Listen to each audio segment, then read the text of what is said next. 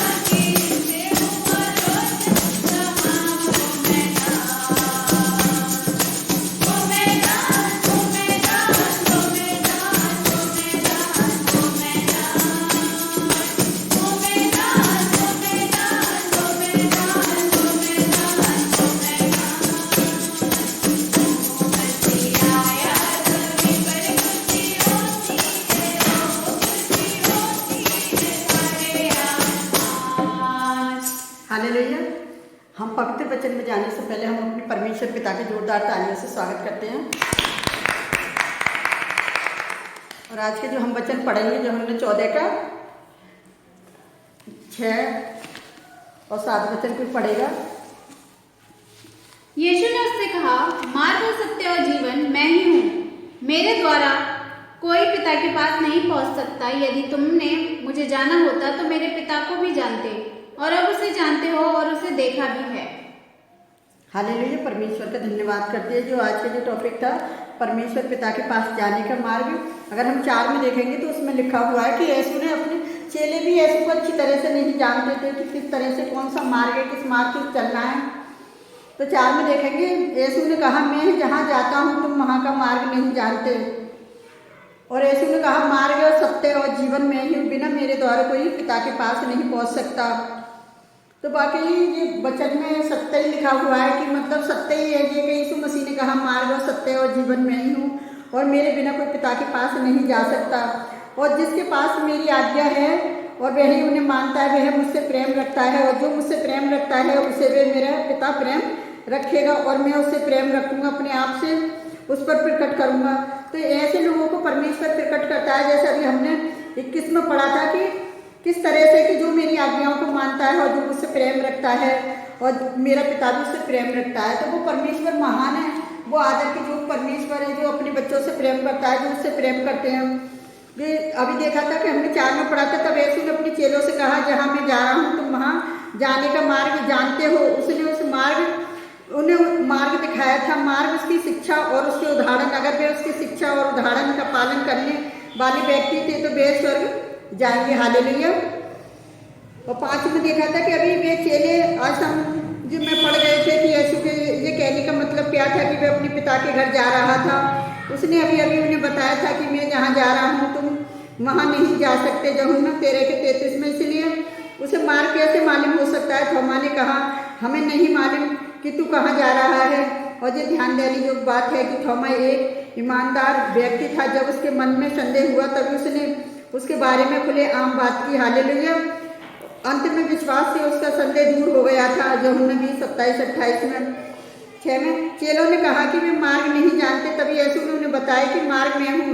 ऐसे लोगों को केवल मार्ग ही नहीं दिखाता, परंतु वे खुद ही मार्ग है। वे मार्ग, क्योंकि ऐसा मतलब ये साधन है जिसके द्वारा हम स्वर्ग में प्रवेश कर सकते हैं। उसके बलिदान, उसकी मृत्यु के कारण हमारे पाप क्षमा किए गए, हम परमेश्वर की दृष्टि में धर्मी गिने गए। मरकुस 10:45 में। यीशु की धार्मिकता जिसे हम विश्वास के द्वारा प्राप्त करते हैं, स्वर्ग में प्रवेश करने के लिए हमारी अनुमति पात्र है। हालेलुया। मैं सत्य हूँ। यीशु ने कहा मैं सत्य हूँ। यीशु ने सिर्फ सत्य की शिक्षा देता है, परंतु वह खुद ही सत्य है। वह पूरी तरह बिल्कुल भरोसेमंद है। उसका शुभ समाचार सच्चा है। जब हम यीशु के सत्य में विश्वास करते हैं तभी हम उसकी शिक्षा और उसके उद्धार को ग्रहण करते हैं और हम आज्ञाता और पाप से मुक्त किए जाते हैं। यूहन्ना 8:31-32 में यीशु ने कहा जीवन में ही हूँ, सिर्फ जीवन देता है, परंतु वे स्वयं जीवन है, उसमें जीवन था। देखिए यूहन्ना पहले की 4:5-26 में यीशु को जानना अनंत जीवन प्राप्त करना है। 17:3 में लोगों को बचाने से संबंधित यीशु के महान कार्य, मार्ग दिखाना, सत्य सिखाना, जीवन देना आदि शामिल विभिन्न भाग है। केवल यीशु ही बचा सकता है। केवल यीशु इस संसार का उद्धार करता है। केवल यीशु ही में विश्वास करने के द्वारा ही हम पिता के पास जा सकते हैं और उसके घर में उसके साथ रह सकते हैं। इन शब्दों पर विचार करें कि यीशु क्रूस पर लटकाए जाने वाला था। उसने कहा मार्ग में ही हूँ। वे लोगों को झूठे आरोप के कारण भी दोषी ठहराया जाने वाला था, तो भी उसने कहा मैं सत्य हूँ। और उसको खुद का शरीर शीघ्र ही कब्र में रखने जाने वाला था, तो भी उसने कहा मैं जीवन हूँ। केवल वही लोगों को उद्धार अनंत जीवन दे सकता है। मसीह के अतिरिक्त स्वर्ग जाने का कोई दूसरा मार्ग नहीं। दूसरे धार्मिक अगुवे लोगों को स्वर्ग का संकेत दे सकते हैं, किंतु उस दिशा में उन्हें केवल मसीह ही ले जा सकता है, क्योंकि मसीह के पास ही एक सच्चा मार्ग है। जिस व्यक्ति ने मसीह के बारे में बिल्कुल नहीं सुना उसका क्या होता है? केवल वे कभी पिता के पास जाने के योग नहीं, स्वर्ग में प्रवेश करने के योग नहीं होगा। बाइबल में संकेत दिया गया है कि वे कभी इस योग नहीं होगा। सभी लोग पापी हैं। रोमियो 10:12 में वे सभी परमेश्वर के विरोध के भोगी हैं। देखिए रोमियो पहले के 18-20 में दूसरी ओर परमेश्वर के लोग ज्ञान के अनुसार उसका न्याय करता है। इस प्रकार बाइबल में इस बात की ओर संकेत किया गया है कि जिस व्यक्ति ने मसीह के बारे में सुनकर उसे ग्रहण ही नहीं किया है, तो उसका न्याय उस व्यक्ति की तुलना में अधिक कठोरता से किया जाएगा जिसने मसीह के बारे में कभी नहीं सुना। देखिए लूका 12:47-48 में परमेश्वर अंतिम न्याय करता है। वह जिस पर दया करना चाहता है उस पर दया करेगा, और हमारा काम न्याय करना नहीं।